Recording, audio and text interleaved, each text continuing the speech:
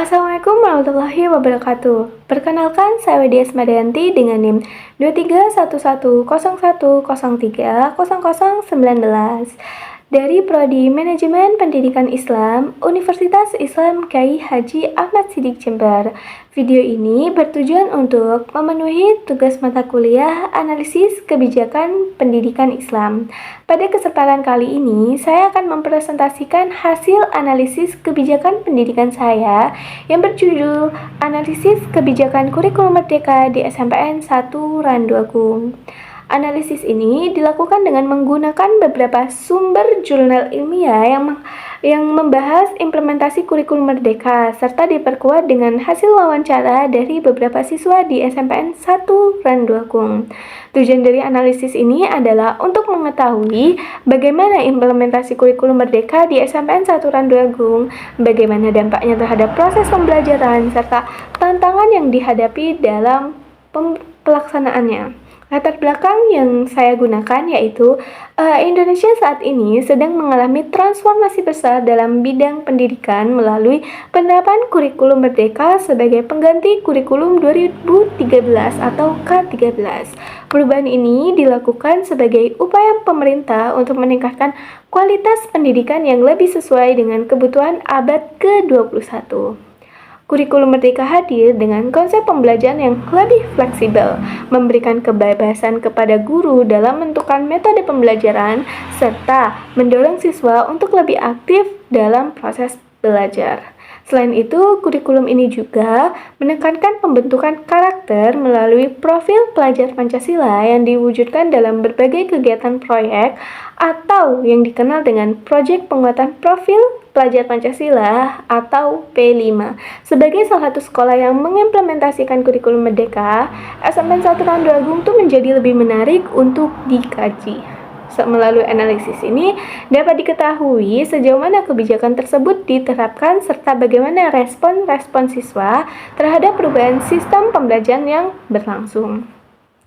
Sumber kajian yang saya gunakan yaitu analisis ini didasarkan pada beberapa jurnal yang relevan mengenai implementasi kurikulum merdeka.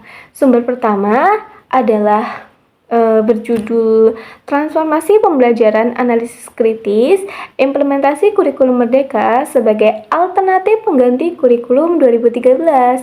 Judul ini menjelaskan bahwa kurikulum merdeka itu memberikan fleksibilitas yang lebih besar kepada guru untuk menentukan strategi dan metode pembelajaran dibandingkan dengan K13 atau kurikulum 2013. Sumber kedua dengan judul Implementasi Kurikulum Merdeka, Tantangan, Strategi, dan Dampaknya Terhadap Praktik Pembelajaran. Dan jurnal ini menjelaskan bahwa terdapat beberapa tantangan dalam implementasi kurikulum merdeka seperti kesiapan guru, ketersediaan sarana prasarana, serta kemampuan siswa dalam beradaptasi dengan sistem pembelajaran yang baru. Sumber ketiga dengan judul Implementasi Kurikulum Merdeka, Kebijakan, Tantangan, dan Dampak Terhadap Pendidikan. Jurnal ini tuh menjelaskan bahwa kurikulum merdeka itu dapat meningkatkan kreativitas dan kemandirian siswa, tetapi keberhasilannya tuh sangat bergantung pada dukungan sistem yang ada di sekolah. Sementara itu, sumber keempat yaitu dengan judul Implementasi Kurikulum Merdeka dalam Pembelajaran, Evaluasi dan Pembaharuan, menjelaskan bahwa penerapan pembelajaran berbasis proyek mampu meningkatkan keterlibatan siswa dalam proses belajar. Dari berbagai sumber tersebut, dapat disimpulkan bahwa kurikulum merdeka itu memiliki karakteristik utama yaitu pembelajaran yang fleksibel, berpusat pada siswa, meningkatkan kreativitas, mengembangkan profil pelajar Pancasila, dan menggunakan penelitian autentik serta menuntut guru untuk terus beradaptasi dengan metode pelajaran yang lebih relevan atau inovatif. Nah, kebijakan kurikulum merdekanya yaitu salah satu kebijakan utama dalam kurikulum merdeka adalah memberikan kebebasan kepada guru dalam merancang pembelajaran sesuai dengan kebutuhan siswa. Jadi, guru tidak lagi terikat secara kaku pada satu metode pembelajaran, melainkan dapat menyesuaikan strategi pembelajaran berdasarkan kondisi kelas dan karakteristik peserta didik. Selain itu, kurikulum Merdeka juga menghadirkan proyek penguatan profil pelajar Pancasila atau P5 sebagai program yang bertujuan untuk mengembangkan karakter siswa melalui berbagai kegiatan proyek yang mendorong kolaborasi, kreativitas, tanggung jawab, kemampuan berpikir kritis, dan kemampuan memecahkan masalah dalam kehidupan nyata. Dengan adanya kebijakan tersebut, diharapkan pembelajaran tidak hanya berfokus pada pencapaian akademik, tetapi juga pengembangan kompetensi dan karakteristik peserta didiknya. Nah, kondisi nyata di SMPN 1 Randu Agung yaitu berdasarkan hasil analisis dan pengamatan terhadap implementasi kurikulum Merdeka di SMPN 1 Randu Agung, terlihat adanya perubahan dalam proses pembelajarannya. Pembelajaran mulai mengarah pada aktivitas yang lebih berpusat pada siswa. Hal ini terlihat dari semakin seringnya pelaksanaan diskusi kelompok di kelas, kerjasama dalam penyelesaian tugas, serta keterlibatan siswa dalam berbagai kegiatan proyek. Guru juga mulai menggunakan metode pembelajaran yang lebih bervariasi, seperti presentasi kelompok, eksplorasi materi secara mandiri, praktik langsung, serta pembelajaran berbasis proyek. Melalui kegiatan tersebut, siswa itu tidak hanya menerima informasi dari guru, tetapi juga terlibat secara aktif dalam proses menemukan dan mengembangkan pengetahuan. Selain itu juga, pelaksanaan P5 itu menjadi salah satu bentuk nyata implementasi kurikulum Merdeka yang bertujuan untuk meningkatkan kreativitas, tanggung jawab, dan kemampuan bekerja sama di antara siswa.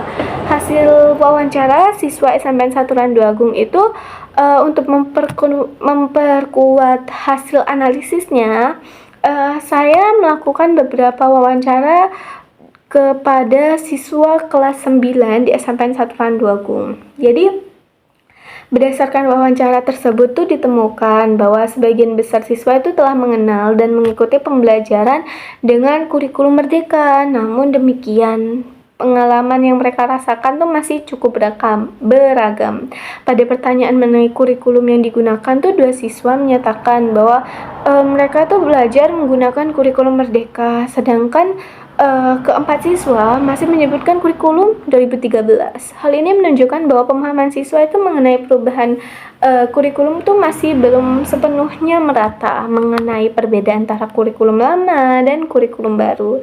Sebagian siswa itu menyatakan bahwa pembelajaran saat ini tuh lebih banyak melibatkan diskusi, proyek, dan praktik. Sementara itu pada kurikulum K13 itu pembelajaran lebih didominasi oleh penjelasan guru di depan kelas. Pada aspek pelaksanaan proyek P5-nya, sebagian siswa mengaku telah mengikuti kegiatan proyek, sedangkan siswa lainnya menyatakan belum pernah memperoleh tugas P5 secara khusus.